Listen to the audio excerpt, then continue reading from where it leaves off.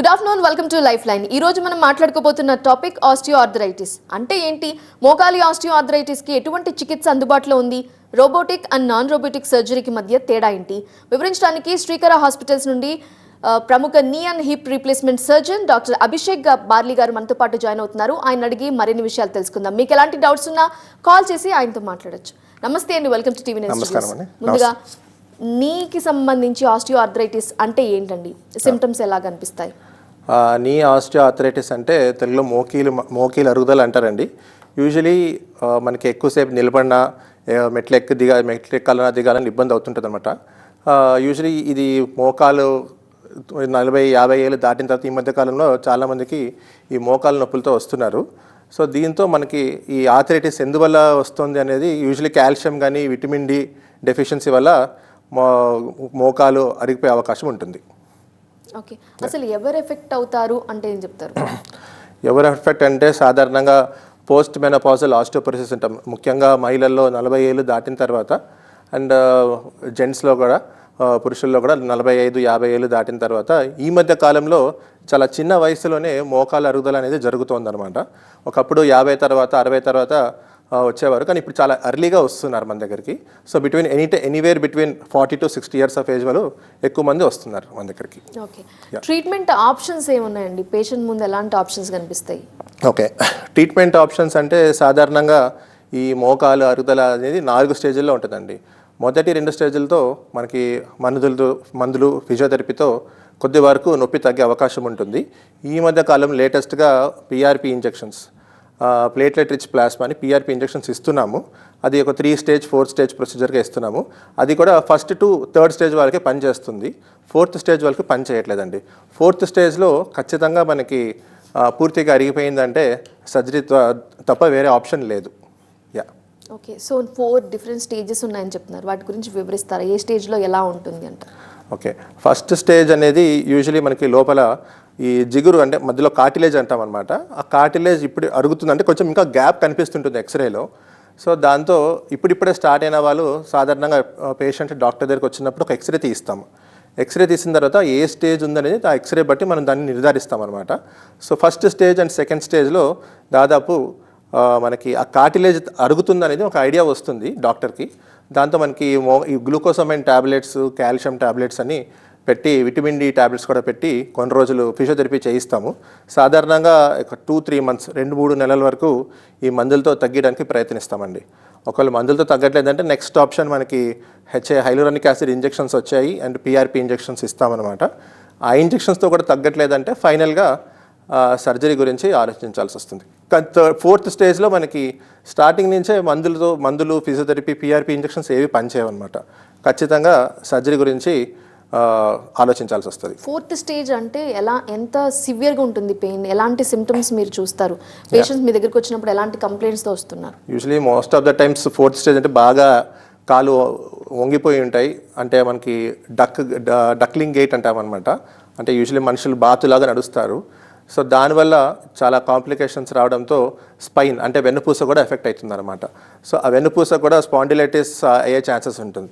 So ఎక్కువసేపు నిలబడి పని చేసుకోలేకపోయి, ముఖ్యంగా మహిళలు కిచెన్ రూమ్లో వంట చేయాలన్నా కానీ లేదంటే రాత్రి పడుకున్నప్పుడు లేచి బాత్రూమ్కి వెళ్ళాలన్నా కానీ ఇబ్బంది పడతారనమాట. ఇటువంటి స్టేజెస్లో వాళ్ళు పెయిన్ కిల్లర్స్ కూడా నొప్పి మాత్రం కూడా పనిచేయవు. తర్వాత future regular day to day activities, బయటికి వెళ్ళాలన్నా షాపింగ్కి వెళ్ళాలన్నా ఎక్కడికి వెళ్ళాలన్నా ఇబ్బంది పడతారు. ఏం పని చేయాలన్నా 1కి 100 సార్లు ఆలోచిస్తారు. ఇటువంటి పరిస్థితుల్లో మన క్వాలిటీ ఆఫ్ లైఫ్ అనేది తగ్గిపోతుంది. సో దాంతో మనము ఒక క్వాలిటీ ఆఫ్ లైఫ్ ఇంప్రూవ్ చేసుకోవాలంటే ఖచ్చితంగా సర్జరీ చేసుకుంటేనే బెటర్. సర్జరీని ఎప్పుడు సజెస్ట్ చేస్తారు ఒక పేషెంట్కి? లేదా కోర్స్ ఆఫ్ మెడిసిన్స్తో హీల్ అయ్యే ఛాన్సెస్ ఎంతవరకు ఉంటాయి? మామూలుగా 4th స్టేజ్లో వచ్చినప్పుడు సడన్గా పేషెంట్కి సర్జరీ అని కూడా చెప్పినా కానీ వాళ్ళు కొంచెం షాక్కి లోన్ అవుతారు. సో ఫస్ట్ మెడిసిన్స్ ఇచ్చి చూస్తామండి. మందులు ఇచ్చిన తర్వాత ఒక 2-3 నెలలు చూస్తాం. తర్వాత ఎక్సర్సైజ్, ఫిజియోథెరపీ ఎక్సర్సైజెస్ అంటామన్నమాట. ఈ క్వాడ్రిసెప్స్ స్ట్రెంథనింగ్ ఎక్సర్సైజ్ అంటాం. అంటే తొడభాగం కండరాల్ని గట్టిపరచుకోవడానికి ప్రత్యేకంగా కొన్ని ఎక్సర్సైజెస్ ఉంటాయి, వ్యాయామాలు. ఆ వ్యాయామాలు కరెక్ట్గా చేసే కొద్దీ మనకి కొంతమందికి పెయిన్ అనేది రిలీఫ్ ఉంటుంది. సో దాంతో మనం కొంచెం లైఫ్ స్టైల్ మోడిఫికేషన్ చేంజెస్ అంటాం. అంటే మన రోజు జీవనశైలిలో ఎక్కువ అంటే మోకాల మీద ఎక్కువ ప్రెషర్ పడకుండా కొన్ని పనులు చేయకూడదు. అంటే మెట్లు ఎక్కడం దిగడం అనేది, కింద నేల మీద బాస్పట్లు వేసి చక్కముక్కలు వేసి కూర్చోడం అనేది, అంటే స్క్వాటింగ్ అంటాం అనమాట. స్క్వాటింగ్ అనేది చేయకూడదు. సో ఇటువంటి కొన్ని మన జాగ్రత్తలు, చిన్న చిన్న జాగ్రత్తలు పాటిస్తే వీలైనంత వరకు కొంచెం మనం ఆ మోకాలు నొప్పులు తగ్గించవచ్చు. కానీ ఇవి జాగ్రత్తలు పాటిస్తున్నప్పుడు కూడా నొప్పి తగ్గట్లేదు, మందులు కూడా పనిచేయట్లేదు అంటే ఫైనల్గా మనం సర్జరీ గురించి ఆలోచించాల్సి వస్తుంది. సో సర్జరీ అని చెప్తున్నారు కాబట్టి ఎలాంటి ఇంప్లాంట్స్ అవైలబుల్గా ఉన్నాయి, ఎలాంటివి వాడుతుంటారు? ఓకే, సో మనకిప్పుడు సాధారణంగా దీంట్లో అనేక రకాల ఇంప్లాంట్స్ వస్తున్నాయండి. బేసికల్గా దీంట్లో 3 టైప్స్ ఆఫ్ ఇంప్లాంట్స్ ఉంటాయి. ఒకటి టైటానియం ఇంప్లాంట్ అని ఉంటుంది. మీరు ఇప్పుడు చూసుకుంటే this is a titanium implant అండి. టైటానియం అండ్ కోబాల్ట్ క్రోమ్తో తయారు చేస్తారనమాట. సో దీని కింద ఇది తొడభాగం ఎముకకి మనకి ఇది ఫిక్స్ చేస్తాము. దీని కింద మనకి నీ ఇలాగ వస్తుంది అనమాట. సో దీని మీద నడుస్తారు మీరు, దీని మీద నడుస్తారు, దీని మీద నడుస్తారు. So this is one type of implant. And one more is ఆక్సినియం. ఇది చూస్తున్నారు కదా, ఇది కొంచెం బ్లాక్ కలర్లో ఉంది, షైనీగా ఉంది. This is ఆక్సినియం and this is the number 1 quality implant అండి. ఇప్పుడు వరల్డ్లో ఆల్మోస్ట్ అంటే యూజువలీ చిన్న యంగ్ ఏజ్ ఉన్న వాళ్ళకి ఈ ఆక్సినియం అనే ఇంప్లాంట్ సజెస్ట్ చేస్తున్నాము. It almost works for 30 years, 30 సంవత్సరాలు పనిచేస్తుంది ఇది. సాధారణంగా చాలామంది ఇంకా మేము చిన్న వయసు కదా సార్, ఇప్పుడే ఆపరేషన్, మళ్ళీ 10 సంవత్సరాలు 15 సంవత్సరాలు పనిచేస్తుంది కదా అంటే అది కాదు. అది ఒకప్పుడు. ఇప్పుడు లేటెస్ట్ టెక్నిక్, లేటెస్ట్ అడ్వాన్స్మెంట్తో మనకి ముఖ్యంగా యంగ్ ఏజ్ గ్రూప్లో ఉన్న వాళ్ళకి ఈ ఆక్సినియం అని ఒకటి, ఇంకోటి గోల్డ్ అని వచ్చిందండి. ఇది గోల్డ్ ఇంప్లాంట్ అని అంటాం అనమాట. సో ఈ గోల్డ్ ఇంప్లాంట్, ఈ ఆక్సినియం, సో రెండు 30 years పనిచేస్తాయి. అండ్ దీని అడ్వాంటేజెస్ ఏంటంటే ఫారిన్ బాడీ రియాక్షన్ ఉండదు అనమాట. ఫారిన్ బాడీ రియాక్షన్ ఉండదు. దాంతో మనకి హై ఫ్లెక్స్ ఇంప్లాంట్ అంటాము. హై ఫ్లెక్స్ అంటే మోకాలు ఎక్కువ మడవడానికి వీలవుతుంది. అండ్ చాలామంది పేషెంట్స్ అడుగుతారు, ముఖ్యంగా ఇండియన్ పాపులేషన్లో కింద కూర్చోవచ్చా అని ఒక మెయిన్ క్వశ్చన్ అడుగుతారు. సో ఈ గోల్డ్ ఇంప్లాంట్, హై ఫ్లెక్స్ ఇంప్లాంట్తో మనకి కింద బాస్పెట్లు సాధారణంగా నీ రీప్లేస్మెంట్ అయిన తర్వాత కూర్చోవద్దు అంటాం, ఎందుకంటే అది లాంజివిటీ ఎక్కువ ఉంటుంది, ఎక్కువ కాలం పనిచేయదు. కానీ ఏమైనా ముఖ్యమైన ఫంక్షన్స్కి కానీ లేదంటే ఏదైనా పూజ కానీ అట్లా కూర్చోవాలనుకుంటే కింద బాస్పెట్లు చక్కగా ప్లేస్ కూడా కూర్చోవచ్చు. So this is one of the advantages. Caller ఉన్నారని వారితో మాట్లాడతాం. హైదరాబాద్ నుండి తరుణ్ గారు. నమస్తే అండి. నమస్కారం డాక్టర్ గారితో మాట్లాడండి sir. Good afternoon sir. Good afternoon Tarun, చెప్పండి. నా పేరు తరుణ్, హైదరాబాద్ తో కాల్ మాట్లాడుతున్నామండి. యా, మా మదర్ కి మొన్న సడన్ గా లెఫ్ట్ నీ ఉంటది కదా, అవును, సడన్ గా పట్టేసుకుంది. ఓకే.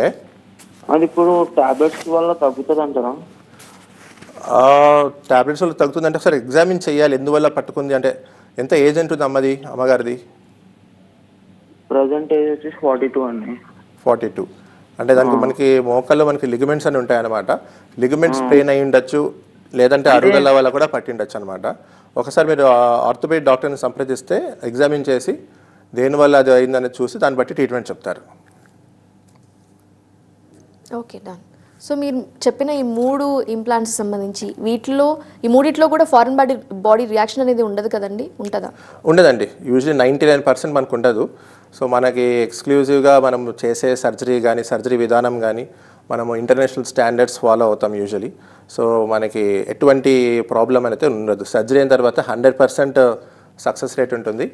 ఆల్మోస్ట్ ఇమీడియట్గానే patient next day from 24 hours తర్వాతనే నడిపిస్తామన్నమాట. హాస్పిటల్లో ఎన్ని రోజులు ఉండాలంటారు ఇంప్లాంట్స్ జరిగిన తర్వాత, తీసుకున్న తర్వాత? సాధారణంగా ఒకప్పుడు మేము 3 రోజులు 4 రోజులు పెట్టుకునే వాళ్ళము. కానీ ఇప్పుడు లేటెస్ట్ టెక్నిక్ రావడం వల్ల యాజ్ ఎర్లీ యాజ్ సెకండ్ డేనే డిశ్చార్జ్ చేస్తున్నాము. పేషెంట్ని కూడా వితిన్ 24 hours నడిపిస్తున్నాం. ఓకే. సో ఫిజియోథెరపీ కూడా చెప్తారా? ఆ తర్వాత ఇంప్లాంట్స్ వేసిన తర్వాత ఫిజియోథెరపీ సజెస్ట్ చేస్తారా, లేదంటే ఎనీ ఎక్సర్సైజ్? యూజువలీ నా దగ్గర పేషెంట్స్ వచ్చినప్పుడు సర్జరీ కన్నా ముందే మేము ఫిజియోథెరపీ ఆల్రెడీ నేను స్టార్ట్ చేసేస్తాను. సో మనకి ఆ మజిల్ స్ట్రెంగ్త్ అంటే టోన్ని మెయింటైన్ చేయాలంటే సర్జరీ కన్నా ముందు నుంచే ఒక 1 week 2 weeks నుంచే ఫిజియోథెరపీ అనేది ఎక్సర్సైజ్ స్టార్ట్ చేస్తామన్నమాట. సర్జరీ అయిన తర్వాత రైట్ ఫ్రమ్ డే వన్ నుంచే ఫిజియోథెరపీ ప్రోటోకాల్ ఉంటుంది. అంటే మన హాస్పిటల్లో 3 days ఉంటారు కదా, అప్పుడు మార్నింగ్ ఈవినింగ్ మన ఫిజియోథెరపీ మా టీం వాళ్ళే వచ్చి రోజు రూమ్కి వచ్చి ఫిజియోథెరపీ ఎక్సర్సైజ్ చేయిస్తారు. డిశ్చార్జ్ అయిన తర్వాత కూడా ఒక 1 month ఫిజియోథెరపీ ఉంటుంది. ఫిజియోథెరపీ అనేది కొంతమంది చాలా పెయిన్ఫుల్గా ఉంది అని చెప్తుంటారు మరి. సో ఇప్పుడు చాలామంది ఆపరేషన్ అయిన తర్వాత ఆపరేషన్ కన్నా ఎక్కువ ఫిజియోథెరపీతోనే భయపడుతున్నారు. సో కానీ ఇప్పుడు లేటెస్ట్గా మనం ఇప్పుడు రోబోటిక్ సర్జరీ ద్వారా, నాన్ రోబోటిక్ సర్జరీ ద్వారా కూడాను కొన్ని లేటెస్ట్ పెయిన్ మెడికేషన్స్ ఇచ్చి ఫిజియోథెరపీ అంత పెయిన్ఫుల్ లేకుండా ప్రత్యేకంగా నా పేషెంట్స్లో వితిన్ 1 వీక్లో అంటే 2 మోకాలు చేసిన వాళ్ళు సపోర్ట్ లేకుండా నడుస్తున్నారు. సో ఫిజియోథెరపీ గురించి భయపడాల్సిన పనేం లేదు. ఫిజియోథెరపీ కూడా ఒక టెక్నిక్లో చేస్తే నొప్పి ఉండదండి. చాలామంది ఫిజియోథెరపీ ఏం చేస్తారంటే బలవంతంగా చేయడం వల్ల నొప్పి వచ్చే అవకాశం ఉంటుంది. పేషెంట్ని ఎప్పుడు బలవంత పెట్టకూడదు. వాళ్ళకి టైం ఇవ్వాలి. వాళ్ళకి టైం ఇచ్చి నిదానంగా రోజు పెంచుకుంటా పోతే వాళ్ళకి కూడా కంఫర్టబుల్గా ఉంటుంది. ఓకే, సో ఏ సర్జరీ బెటర్ అంటారు, రోబోటికా లేదా నాన్ రోబోటికా? అంటే ఇప్పుడు రోబోటిక్ మనకి ఇండియాలో ప్రాబబ్లీ అరౌండ్ 2018లో వచ్చిందండి. పాస్ట్ 5-6 ఇయర్స్ చేస్తున్నాము. సో నేను ఇప్పుడు దాదాపు నా ఎక్స్పీరియన్స్లో ఒక 10,000 సర్జరీస్ పైగానే చేస్తాను. నా ఎక్స్పీరియన్స్లో, నా అనుభవంలో రోబోటిక్ రిజల్ట్స్ ఆర్ కంపారిటివ్లీ కొంచెం బాగున్నాయి. బట్ అంత మ్యాక్సిమం డిఫరెన్స్ ఏం లేదు. మనకి రోబోటిక్లో అరౌండ్ 99.9% సక్సెస్ రేట్ ఉంటే నాన్ రోబోటిక్లో 98% ఉంది. ఎందుకంటే రోబోటిక్ ఈ మధ్య కాలంలో వచ్చింది, కానీ మనం నాన్ రోబోటిక్ ఎప్పుడో 10 డేస్ చేస్తున్నాం. అంటే దానికన్నా ముందు పేషెంట్స్ కూడా బాగానే రికవర్ అయ్యారు. So but robotic definitely has an edge. అంటే మనకి రోబోటిక్తో కొన్ని అడ్వాంటేజెస్ ఉన్నాయి. ఆ అడ్వాంటేజెస్ ఏంటంటే faster less hospital stay and faster rehabilitation. అంటే తొందరగా కోలుకుంటున్నారు. హాస్పిటల్లో కూడా 2 డేసే ఉంటున్నారు అనమాట. 2 డేస్ తర్వాత డిశ్చార్జ్ అయిపోతున్నారు. తర్వాత కొంచెం పోస్ట్ ఆపరేటివ్ అంటే సర్జరీ అయిన తర్వాత డిశ్చార్జ్ అయినాక తొందరగా ఇంప్రూవ్మెంట్ కూడా ఉందన్నమాట. రేంజ్ ఆఫ్ మోషన్లు అంటే మోకాలు మారడం, చాపడం, తన సొంత పనులు చేసుకోవడానికి కొంచెం ఇంప్రూవ్మెంట్ తొందరగానే ఉంది రోబోటిక్లో. హీలింగ్ కూడా త్వరగా ఉంటుంది అంటారా? హీలింగ్ కూడా తొందరగా ఉంటుంది. మనకి సూచర్ అంటే మన స్కిన్ మీద స్టిచెస్ కూడా తొందరగా హీల్ అవుతాయండి. ఎక్కువ లెంత్ కట్ చేయకుండా కొంచెం ఒక 1 ఇంచ్ 2 ఇంచ్ తగ్గుతుంది అనమాట. రోబోటిక్ సర్జరీ ప్రొసీజర్ ఎలా ఉంటుంది అంటారు? అంటే టైం ఎక్కువ పడుతుందా, తక్కువ టైంలోనే అయిపోతుందా? రోబోటిక్ సర్జరీ ఇప్పుడు ఒకప్పుడు టైం ఎక్కువ పట్టేది, కానీ ఇప్పుడు నాన్ రోబోటిక్ ఇంచుమించు 2 ఒకే టైంలో, ఇంకా రోబోటిక్ ఒక 5-10 మినిట్స్ ముందే అయిపోతుంది. సో రోబోటిక్లో సాధారణంగా చాలామంది పేషెంట్స్ ఒక అపోహ ఉంది. అంటే రోబోటిక్ అంటే డాక్టర్ సర్జన్ చేయరు, రోబో మిషన్ ఏదో ఉంటుంది అని ఒక డౌట్ చాలామంది ఉంది. పేషెంట్ కూడా అడుగుతుంటారు. సో రోబోటిక్ సర్జరీ అయినా నాన్ రోబోటిక్ సర్జరీ అయినా డాక్టరే చేస్తారండి. రోబోటిక్ సర్జరీలో మనకి రోబోటిక్ మెషిన్ అనేది ఉంటుంది. ఆ మెషిన్ మనకి సర్జన్ని అసిస్ట్ చేస్తుంది అనమాట. అంటే మనం బోన్ ఎంత తీస్తున్నాము, కరెక్ట్ యాంగిల్ మెజర్మెంట్ అనేది చెప్తుంది. అంటే సాధారణంగా మన మనుషుల్లో ఒక్కొక్క కాలు ఒక్కొక్క సైజెస్ డిఫరెంట్ ఉంటాయి అనమాట. మీ కాల్ సైజ్ డిఫరెంట్ ఉండొచ్చు, నా కాల్ సైజ్ డిఫరెంట్ ఉండొచ్చు. సో కరెక్ట్ ఎగ్జాక్ట్ సైజ్ మనం లోపల ఇంప్లాంట్ ఏ సైజులో వేయాలనేది మనకు రోబోటిక్ ముందుగానే సైజెస్తో సహా కన్ఫర్మేషన్ ఇస్తుంది. సో సాధారణంగా చూసుకుంటే మనకి దీని పాయింటర్ అంటారు. సో ఈ పాయింటర్తో మనకి బోన్ మీద ఎంత ఏ సైజు అనేది మనం ఈ బోన్ మీద మనకి మెజర్మెంట్స్ స్క్రీన్లో కనిపిస్తాయి, కంప్యూటర్ స్క్రీన్లో కనిపిస్తాయి. సో ఈ బోన్ మీద మనకి ఈ ట్రాకర్స్ అనేవి ముందుగానే ఫిక్స్ చేసి ఉంటాం అనమాట. ఈ పైన ఫిక్స్ చేసి ఉంటాము, కింద కూడా ఫిక్స్ చేసి ఉంటాము. సో ఈ ట్రాకర్స్తో మనము ఈ పాయింటర్ ద్వారా అంటే పైన తొడభాగం ఎముక, కింద కాలు భాగం ఎముక ఏ సైజు, నాకు 4 సైజు రావచ్చు, మీకు 3 సైజు రావచ్చు, అట్లా డిఫరెంట్ సైజెస్ ఉంటాయన్నమాట. So each and every human being ప్రతి మనుషుల్లో ఒక సైజ్ డిఫరెన్స్ ఉంటుంది. సో కరెక్ట్గా మనం సైజ్ వేస్తున్నామా లేదా, కరెక్ట్ మనకి పక్కన ఈ చూస్తున్నారు కదా, మనకి లిగమెంట్స్ అంటాం. సో ఈ లిగమెంట్స్ కరెక్ట్గా మనం బ్యాలెన్స్ చేస్తున్నామా లేదా అనేది రోబోటిక్లో మనకి యాంగిల్స్ ప్రిసైజ్గా మెజర్మెంట్ అనేది ఇస్తుంది. సో ఇది one of the advantage of robotic అండి. ఓకే, ఆఫ్టర్ సర్జరీ ఇంతకు ముందు మీరు చెప్పారు కింద కూడా కూర్చోవచ్చు అని. ఇలా సర్జరీ చేయించుకున్న తర్వాత క్రాస్ లెగ్ కూడా కూర్చోవచ్చు అంటారా? సాధారణంగా మా పేషెంట్స్ చాలామందికి క్రాస్ లెగ్ స్క్వాటింగ్ కూర్చోకని చెప్తుంటామండి. కానీ కొంతమంది పేషెంట్స్ ఆపరేషన్ అయిన తర్వాత 10 రోజులు 2 వారాలైనా వచ్చి గర్వంగా చూపిస్తుంటారు. ఇప్పుడు చూడండి సార్, మీరు చెప్పారు కానీ కూడా నేను కూర్చుంటున్నానని చూపిస్తారు. కానీ యూజువలీ అవాయిడ్ చేయాలండి. ఎందుకంటే క్రాస్ లెగ్ కూర్చున్నప్పుడు అది లోపల వేసి ఇంప్లాంట్ కూడా దాని లైఫ్ స్పాన్ రాదు. అంటే 30 సంవత్సరాలు పని చేయాల్సింది దాని లైఫ్ తగ్గిపోతుంది, 20 సంవత్సరాలు పని చేయాల్సింది దాని లైఫ్ తగ్గిపోతుంది. అంటే లోపల మనం కూర్చున్నప్పుడు ఈ మధ్యలో పాలీ అంటాం అనమాట. ఈ వైట్ కలర్లో ఉండేది పాలీ. సో మనం కింద కూర్చున్నప్పుడు సాధారణంగా పరిశోధనలో తెలియని ఏంటంటే మనకు శరీరం బరువుకి 4 అంతలు రెట్టింపు బరువు దీని మీద పడుతుంది. సో దీని మీద పడినప్పుడు ఇది 30 ఇయర్స్ పని చేయాల్సింది 15-20 ఇయర్స్ పని చేయొచ్చు. సో అది కేవలం ఆ ఒక్క రీజన్ వల్ల కింద కూర్చోవద్దంటాం అనమాట. అంటే పాలీ వేర్ అయ్యే అవకాశం ఉంది. పాలీ వేర్ అంటే ఇది కూడా అరిగిపోతే మళ్ళీ సెకండ్ సర్జరీకి దారి తీస్తుంది అనమాట. సో వీలైనంత వరకు పేషెంట్స్కి కూర్చోవద్దంటాము. మరీ వాళ్ళు ఏదైనా అడిగితే ఏదైనా ఇంపార్టెంట్ ఫంక్షన్కి ఏదైనా కూర్చోవాల్సి వస్తే కూర్చోవచ్చు, but otherwise most of the time avoid చేయాలి. ఓకే. ఈ ఆపరేషన్కి గవర్నమెంట్లో కొన్ని స్కీమ్స్ ఉంటాయి, ఇవి చేయించుకోవచ్చు ఫ్రీగానే, అది మీ హాస్పిటల్లో అవైల్ చేసుకోవచ్చు అంటారా? ఉన్నాయండి, మనకు హాస్పిటల్లో సెంట్రల్ గవర్నమెంట్ స్కీమ్ ఉంది, ఎంప్లాయ్మెంట్ హెల్త్ స్కీమ్ ఉంది, తర్వాత ఎక్స్ మిలిటరీ స్కీమ్స్ ఉన్నాయి. సో వీటిల్లో అంతా మనకి ఆల్మోస్ట్ ప్యాకేజ్లోనే వచ్చేస్తుంది. ఇంకా ఈహెచ్ఎస్ ఎంప్లాయ్మెంట్ ఆరోగ్యశ్రీలో అయితే లేదు, ఇది మనకు నీ రీప్లేస్మెంట్ అది తప్ప వేరే మిగతా ఎలక్ట్రిసిటీ డిపార్ట్మెంట్లో కానీ వేరే సెంట్రల్ గవర్నమెంట్ స్కీమ్స్ ఉన్నాయండి, దాంట్లో చేసుకోవచ్చు. ఓకే. అసలు హెల్త్ ఇన్సూరెన్స్ ఇంపార్టెంట్ అంటారా, మీరేం చెప్తారు?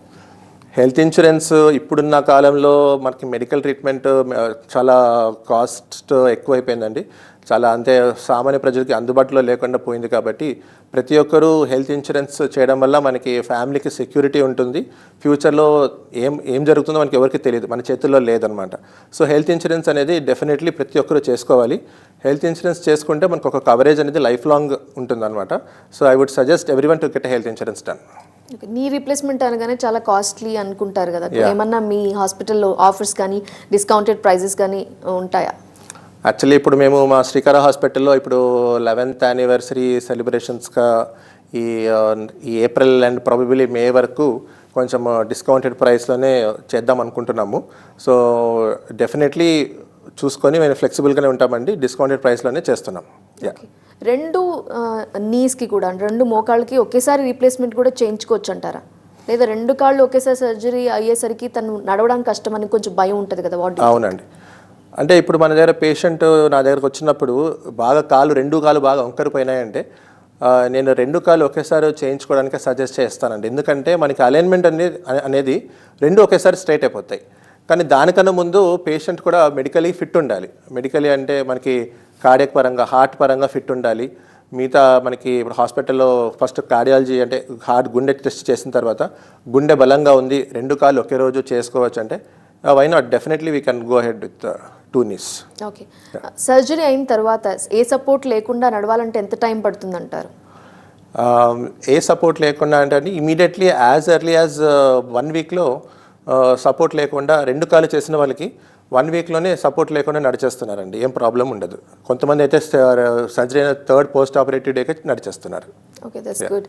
అయితే ఆపరేషన్ చేయించుకున్నారు, నీ రీప్లేస్మెంట్ అనుకోండి, తర్వాత అదర్ ప్రాబ్లమ్స్ ఏమన్నా అటాక్ అవుతే వేరే అదర్ హాస్పిటల్కి వెళ్ళాలా, లేదా శ్రీకర హాస్పిటల్కి రావచ్చు అంటారా? మన శ్రీకర హాస్పిటల్లో మంది మల్టీ డిసిప్లినరీ అప్రోచ్ అండి. అంటే మల్టీ డిసిప్లినరీ అంటే కేవలం ఆర్థోపెడిక్సే కాదండి, ఆర్థోపెడిక్స్కి సపోర్ట్ చేసే బ్రాంచెస్ జనరల్ మెడిసిన్ కానీ, కార్డియాలజీ డిపార్ట్మెంట్ కానీ, న్యూరో ఫిజిషియన్ డిపార్ట్మెంట్ కానీ, న్యూరో సర్జరీ డిపార్ట్మెంట్ కానీ, మనకి ఈ డిపార్ట్మెంట్స్ అన్నీ ఉన్నాయి. సో సర్జరీ కన్నా ముందు, సర్జరీ తర్వాత కూడా ఏ ప్రాబ్లం వచ్చినా కానీ అందరూ మనకి మల్టీ డిసిప్లినరీ అప్రోచ్ అంటే అందరు డాక్టర్స్ కలిసికట్టుగానే, క్రిటికల్ కేర్ టీం కూడా ఉంది, అందరు డాక్టర్స్ కలిసికట్టుగా ట్రీట్మెంట్ చేసి పేషెంట్ని 4 daysలో ఏ ప్రాబ్లం లేకుండా డిశ్చార్జ్ చేస్తున్నాం. రైట్ అండి. డిశ్చార్జ్ అయిన తర్వాత డాక్టర్తో ఫాలోఅప్ ఎలా ఉండాలంటారు? సో డిశ్చార్జ్ అయిన తర్వాత నేను నా పేషెంట్స్కి ఎక్స్క్లూజివ్గా ఆన్లైన్ వీడియో కన్సల్టేషన్ చేస్తున్నాను. ఎవ్రీ వీక్లీ ప్రాబ్లం ఏమైనా ఉంటే పేషెంట్ డైరెక్ట్గా మా హాస్పిటల్ ద్వారానో లేదంటే నాకన్నా ఫోన్ చేసి ఎలా ఉందనేది చెప్తారు. తర్వాత మొదటి 3 నెలల్లో ప్రతి నెలకు ఒకసారి నా దగ్గర రావాల్సి వస్తుంది. నేను కూడా ఎంత ఇంప్రూవ్మెంట్ ఎలా ఉంది అనేది ఎక్స్రే తీసి చూస్తాను, వాళ్ళ ప్రోగ్రెస్ కూడా నేను ట్రాక్ చేస్తాను. ఆఫ్టర్ 3 months తర్వాత 6 monthsకి ఒకసారి 1 yearకి ఒకసారి పిలిపిస్తుంటాం అనమాట. సో నీ రీప్లేస్మెంట్ గురించి చెప్పారు, హిప్ రీప్లేస్మెంట్ సర్జరీ అనేది ఎలా జరుగుతుంది, ప్రొసీజర్ ఎలా ఉంటుంది అంటారు? హిప్ రీప్లేస్మెంట్ అంటే మనకి ఏవి అని అంటాం అనమాట, ఏవాస్కులర్ నెక్రోసిస్ అంటాము. సాధారణంగా హిప్ రీప్లేస్మెంట్ అనేది ఈ తుంటి మార్పిడి ఆపరేషన్ అంటాం అనమాట. ఈ తుంటి మార్పిడి ఆపరేషన్ ఎవరికి అవసరం ఉంటుందంటే మనకి ఈ మధ్య కాలంలో కోవిడ్ వచ్చి చాలామందికి చిన్న వయసులోనే తుంటి అంటే హిప్ బోన్ అనేది డెడ్ అవుతోంది. వాళ్ళకి 2 types ఆఫ్ ఆపరేషన్ చేస్తామండి. స్టేజ్ 1, స్టేజ్ 2 ఉంటే కోర్ డికంప్రెషన్, బిఎంపీ ఇంజెక్షన్స్ అని పిఆర్పి ఇంజెక్షన్స్ ఇస్తున్నాము. గ్రేడ్ 3 అంటే ఖచ్చితంగా హిప్ రీప్లేస్మెంట్ అని సర్జరీ చేయాల్సి వస్తుంది. హిప్ రీప్లేస్మెంట్లో మనం ఇట్లా లోపల ఇంప్లాంట్ అనేది వేస్తామన్నమాట. ఇమీడియట్గా సర్జరీ అయిన తర్వాతనే day 1 24 గంటల్లోనే నడిపిస్తాము. డిశ్చార్జ్ 2-3 రోజులు డిశ్చార్జ్ చేస్తున్నాము. వితిన్ 1 monthలో సపోర్ట్ లేకుండా ఫ్రీగా నడుస్తున్నారు. Thank you. రైట్ అండి, thank you doctor, thank you for joining. Thank you. So ఇది వాళ్ళ లైఫ్ లైన్. అప్డేట్స్ కోసం చూస్తూనే ఉండండి TV9.